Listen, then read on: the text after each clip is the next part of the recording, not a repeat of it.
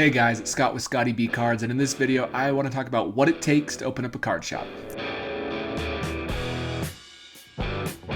In 2020, I opened up a card shop. It was a really interesting experience. I want to share the process of what I did to get the shop up and running, to get more business. And on top of that, I want to show the goods and bads of owning a card shop. I was out of it relatively quickly just because I was with a partner on it. And then just a couple life things happened. So I was out of doing it after only about 6 months. So I wasn't doing it for a super long time, but I do want to show my process of getting to the point where the business was relatively successful. I have done a video similar to this in the past, but I was more focusing on my just fun times I had doing it. In this one, I want to discuss what it will take you if you're considering opening up a card shop, what you will actually need to do, the steps to get to that point, and kind of show some financials and seeing if it's really worth your time to open a shop. First thing, you need to find a location or renovate a location. We renovated, and this location already existed in the city where I'm at. It was called the Card Attic, and the Card Attic was actually located above a Taco Time. So in the attic of a Taco Time, there was a card shop back in the 90s, and because it already existed, had some value from the city. People loved it who grew up here. We used that same location. We had to renovate it. You could see these shelves in the back were used from the previous owners, and they closed back in 2000. And they even had the old computers they used to use. Here's the showcases and everything. It took a full month of fixing the ceiling because they had a leak, getting rid of an old swamp cooler we had to clean very deep, repainted, all sorts of things to get it to where it was usable. Luckily, because we did help renovate the space, our overhead was really low because we got a really good deal on rent for putting money and some time into the shop itself.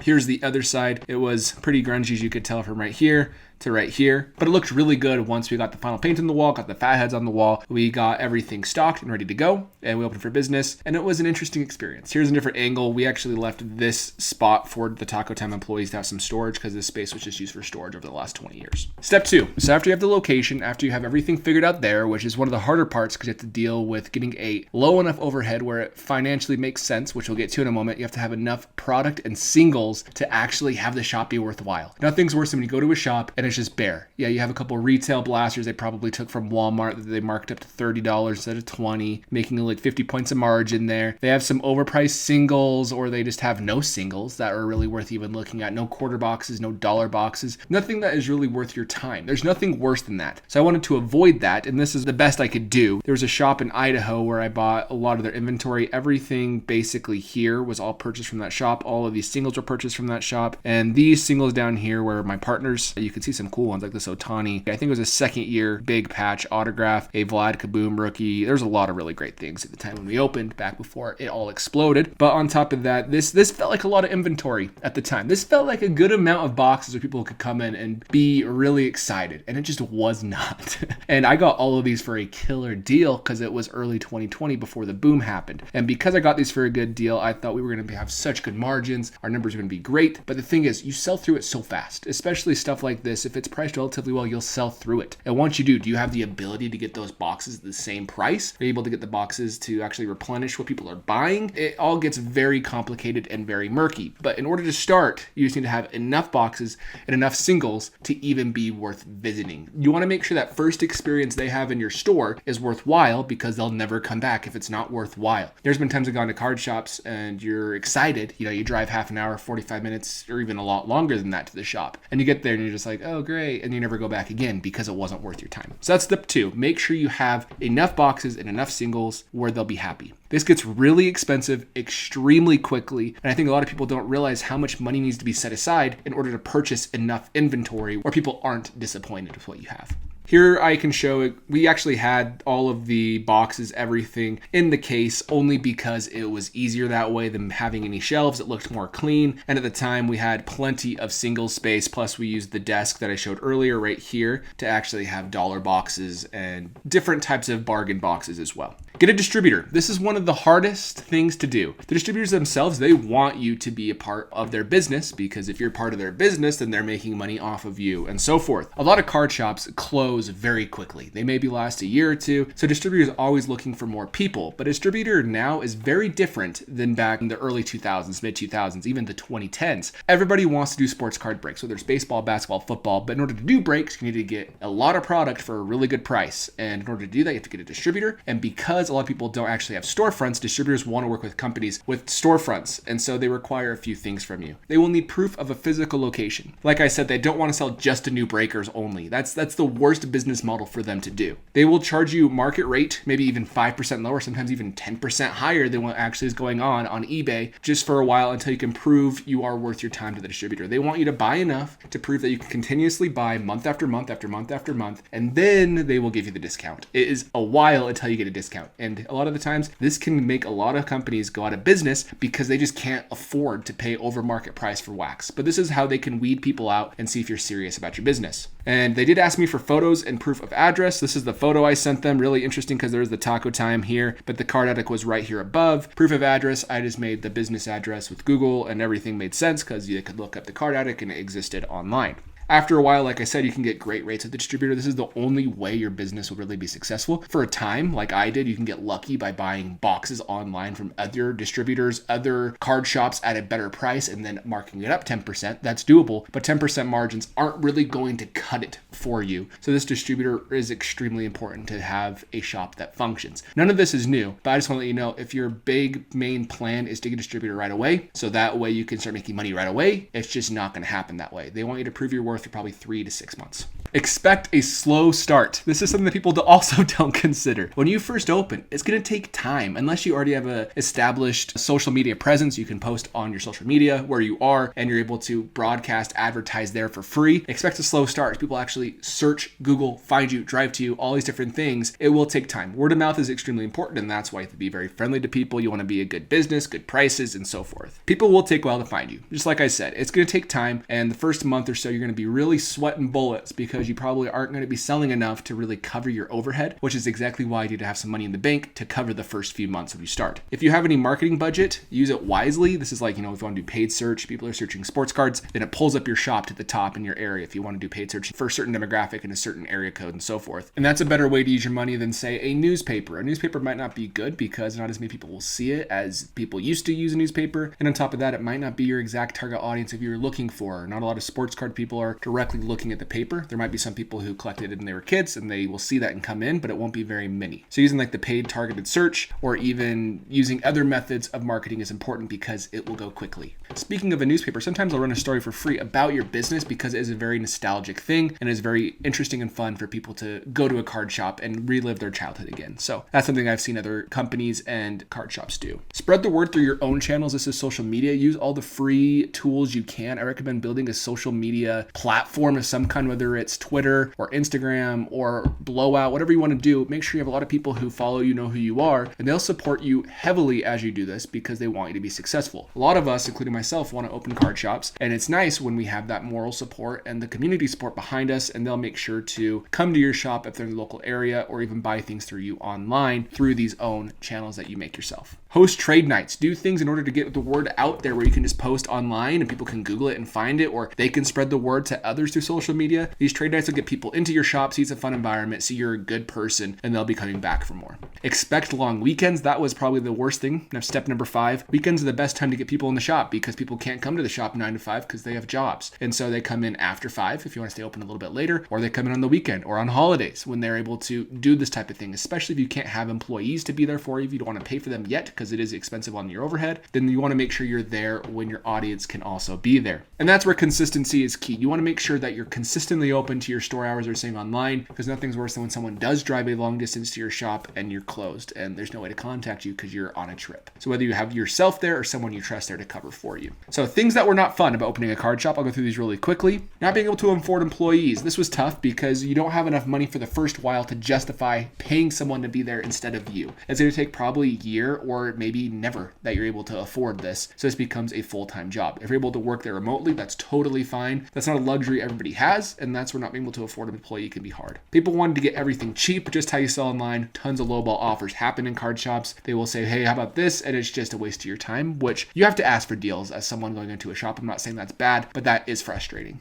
Thin margins and low profits for a long time. As you're trying to get your distributor to work, you have very thin margins and you're not making very much money because no one knows about your shop yet. That can be really stressful as you're worrying about making ends meet, especially if this becomes your full-time job. Many days will be tough. You will go to the card shop. At least I had days like this, and you will sell maybe $100 and you probably made $10 in profit on that $100 that you sold. And you just wonder, was this really worth it? You'll have maybe 3 people come into the shop at first. Hopefully once you're established, that'll be not the same situation, and it'll be hard. It will be very difficult, and that was not fun at first. You need to sell a lot for this to be your primary income, and I'll show some numbers in just a moment, like a lot, to have this be worth your time. And like I already highlighted, you need to make sure you're there when other people can be there, which means you have to be there at times that aren't necessarily perfect for you. So if you have kids, you might not want to do this if you want to worry about going to their sporting events and other types of things. And another thing that's not very fun sometimes is making your passion your job. I love card collecting. Even on YouTube, it can burn you out. When it burns you out, it's what you want to talk about with your friends. But when you're burnt out, it's really frustrating because you're not able to do it like you used to. Things that were fun. Here's a Lucas Silver that was pulled in the first week we were open. That was exciting because that was like a $5,000, $3,000 card at the time. Making your passion your job. It's the opposite of what I just said, and the reason for that is because you get to have fun interactions and experiences. As long as you don't get burnt out, it's well worth your time. Meeting collectors of all ages, hanging out with older collectors who are 80 years old and they can show you their amazing collection from when they were a kid and their mom luckily didn't throw it out, or meeting young collectors who are getting into it for the first time and are wowed over a $10 autograph of someone that's not even worth it to you anymore. That's also very exciting. Seeing people pull big cards like this one right here was awesome. One of my favorite parts of owning a card shop is being able to see the excitement. At the same time, seeing people get absolutely destroyed in a box kind of sucked because you're basically selling them as a salesman and they don't do well. But talking cards all day was great. Getting kids into cards, like I said, was awesome. And having a good chance to buy specific cards first. So you're able to get cards at a relative discount because you can justify buying cards at like 70%, 60% to make money in the shop. People understand that when selling a collection. You have the first chance to actually buy those cards. Entrepreneurship is a blast. It's very fun working for yourself versus a company. And that was one of the best things about this whole situation. So let's talk about overhead. So here is your overhead right here. So in this overhead, you have rent. Your rent, let's say you're spending quite a bit to get a good location. Let's say $17.50. Let's say you want to pay someone. So this is $10 an hour for 50 hours a week. And let's say you want to have internet, Wi-Fi, $100 a month. There's $50 for other things, whether it's fakes, returns online, stolen goods, or if you just have other random costs you didn't anticipate, and utilities at $200. That's variable depending on the month, the season, everything there. So that puts your total overhead at $2,600. That's expensive. Let's say you're able to get this lower by working for yourself. Let's say you decide I don't need internet. I have unlimited data on my phone and I don't need to provide free internet to people. So you got that down. And let's say your rent is only $1,500. Even then, that's still $1,750 is your overhead. That's why I was really lucky to renovate, because I was able to get my overhead extremely low, lower than this number by a good margin, and it was easy to make that money back. But it's stressful if you're not able to. So let's go back to our original number. Say this is how you want to set up your business. And there's a lot of variables I'm not showing. This is very basic intentionally, just so you get an idea of what you need to do. Let's say you need to sell this much to break even, essentially. So we'll even say $57.50. So that way you're making $25 of profit. So you need to sell boxes, $5,750 worth of product a month at a 30% margin, which can be really high, really low, depending on the month and what boxes you have. If you have national treasures, you'll have a very good margin. If you're selling opening day, it might be relatively good margins. You need to sell a lot of opening day to be worth it. Singles, you need to sell singles at a 45% margin. Let's say you're buying collections at 55%, or you're just getting lucky online and then raising prices in your shop, which can be a very negative thing for you as well, because that makes it so people don't want to come back and keep buying. That you'd have to sell $2,000 of singles and then $6,000 basically of boxes to even have to turn a profit of $25. That doesn't sound like very much, and especially if you're doing breaks online, it might not be very much. But maintaining these margins can be difficult, especially at the beginning when you don't have distributor pricing yet. You're paying over what the market is, so you have to raise it even higher to pass that buck on to your consumer, or just take a loss, which isn't ideal for a business you're trying to run. And so you decide, I'm going to work myself. No one else is going to be here. So now you're making $500 of profit a month, still moving a very large amount of product at the beginning. That's great. Yeah, I'm making $500 a month. That's not enough to live. That's, what is that, $6,000 a year? So it's not enough to live. So let's say I'm taking out the internet. Let's say my landlord is great and I get my rent down to $1,400. Even then, you're making about $1,000 a month or $12,000 a year. And so let's say after a little bit, you're running this very cutthroat, very intense business where you're working all the time. And you're able to get this number to $7,500 of boxes sold a month, and you're able to get singles up to $4,000 as you're leveraging social media. And now you're starting to make pretty good money. But even if you're making this amount, so let's just do this real quick. So let's go this minus this times by 12. Now you're making $28,000 a year in profit. And so it will take time for your business to actually be successful. And that's where a lot of people will get burnt out and they leave the hobby because it makes it so they can't turn a profit. Advice, have capital ready to go. You need to have at least $10,000 to $20,000 at least sitting in your bank account so you can buy products, so you have enough money where if you don't sell enough for the first little bit, you have enough money to live and your family and your mortgage are covered. On top of that, do not expect the glamorous life you see on YouTube for a while, if ever. Honestly, in the glamorous life, I mean like the big card shops who are doing really good. It takes time to scale, and a lot of card shops in small areas have a hard time with that. I'm not saying it's impossible. Those companies exist for a reason, but it just will take some time. Overhead will be killer, and the business will be tight for a good little bit. It's still possible to do well if you're a savvy business owner, if you're in a business before. Everything I showed might not actually apply to you, and that's fantastic. That's just something that I wanted to show to the average person so they understand kind of what to expect. Leverage social media. This is a huge thing that I did not do at the time. I made like an Instagram page at 100 people that followed. But if you can leverage social media effectively and have a big enough social media presence before you start a shop, and then you start a shop and everybody will support you and buy your product, that will make selling singles, selling wax, selling breaks, all these things significantly easier. And if it's significantly easier, you'll be able to scale your business much, much quicker.